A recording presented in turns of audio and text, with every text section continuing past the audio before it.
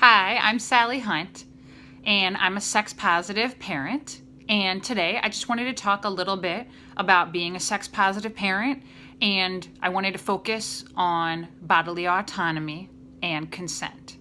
Because really, those are the two most important things when it comes to raising children to be sexually healthy and to be empowered to make the most healthy, responsible decisions throughout their lives. And really, it carries over into so many aspects of life. It's not only about sex and sexuality.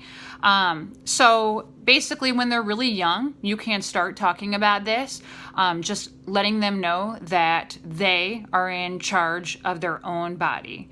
They are in control of their own body, and that each person is, every single person has bodily autonomy, and every single person is in control of their own body.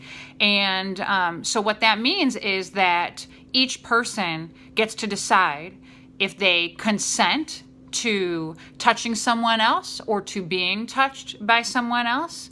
And that, we are telling our kids that it's okay not to consent to that. And that if you are not comfortable with someone else touching you touching someone else, if you're not comfortable, if you're not enthusiastic about it and you're not sure and you really don't want to, then don't. And you don't have to. And that other people absolutely must respect your choice, because that is your bodily autonomy. You choose that, and everyone else must fully respect it. And at the same time, that you must fully respect everyone else's bodily autonomy and everyone else's choice about whether or not they consent to touching or to being touched. And, this is about setting your own personal boundaries and understanding your own body and your own comfort level. And so what we're doing with these conversations is we are truly empowering our kids to know that they are in control of their own bodies. And what you're also doing is, it's so helpful with everyone else too, because they will always have more empathy for other people, because they will be learning through this that they always must be understanding other people's boundaries. They must be respecting other people's boundaries, and they must value that, and they must take it seriously, that we always respect everyone's bodily autonomy and whether they consent. So this is just the bottom line. We're starting with this at a very young age, and we should not be forcing our kids to hug and kiss us. And that's hard. Sometimes I'm going to admit it's hard. I want to kiss my kids all the time, but if they're not in the mood, we need to respect that. And we can ask them, do you consent to a kiss or a hug? Or, if we're leaning in and they seem to pull away, then we can say, I see that you don't consent to this, and sometimes you can ask, like, what about a high five or something like that instead? And, sometimes parents also are forcing their kids to hug and kiss relatives. Like they do that a lot to greet hello and to say goodbye. We need to stop doing this. Parents should all stop doing this. You need to, really ask your kids if they consent to hug and kiss people. And if they don't, like I said, you can say, do you want to do a high five? Would that be okay? But this is empowering to kids for them to understand that you see them as an autonomous human being. They are an individual, autonomous human being.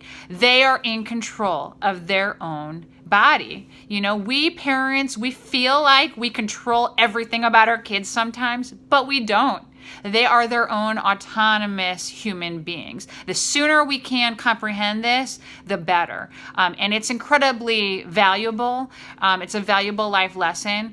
And for our kids to understand that everybody else is an autonomous human being, and that it really helps your relationship with your kids too, that they know that you respect them, you fully respect them as the autonomous human being that they are, and you respect their choices.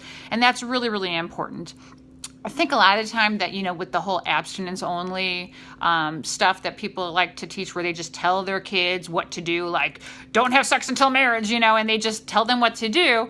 what you're doing is you're taking away your child's bodily autonomy. You're taking away their ability to consent. You're telling them the right choice to make. You're not letting them ultimately decide for themselves. And the reality is they're going to decide for themselves, whether you like that or not. Our kids are going to grow up into sexual beings. They're going to, most likely one day have sexual urges and desires and want to have sex. Now, the thing is, the more we empower them with these open, honest conversations where we're normalizing sex and sexuality and we're letting them understand that this is normal, there's no reason to feel any shame or guilt, there's no reason to have any irrational fear about any of this, but rather, we are empowering our kids with the knowledge, the information, the facts. We're having these in-depth mature conversations with our kids.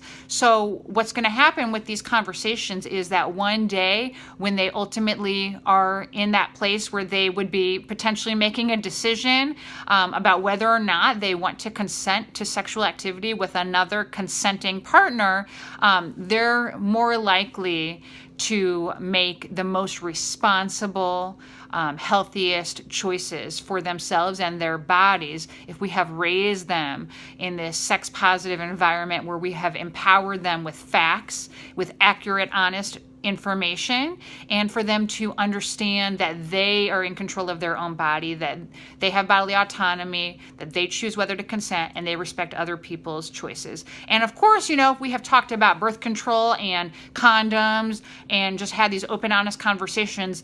Ultimately, not only does comprehensive sex education delay the onset of sexual activity. All of the evidence shows that, of course. They end up having sex later in life, but also then one day when they do choose to have sex, that it's more likely that they're going to use condoms and birth control, and that reduces the risk of unintended pregnancy and STIs, of course. But it's just about that we're not just telling them this is what your values must be, because that doesn't mean anything to these kids then. If we just tell them what the values are, we are just engaging in these conversations with them, and we want them to decide for themselves what their values are for themselves and their own bodies.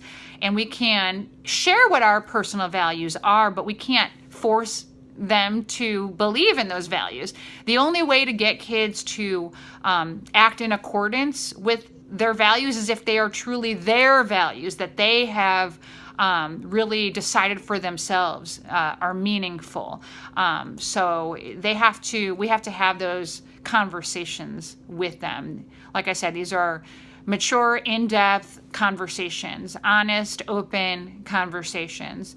And it starts with this foundation of fully respecting our children for the individual, autonomous human beings that they are. We are not in control of them. They are in control of their own bodies, and everyone else is too. So that's all for today. Just wanted to focus on bodily autonomy and consent. I just cannot emphasize those enough. So if you have any questions for me, please let me know. Thank you.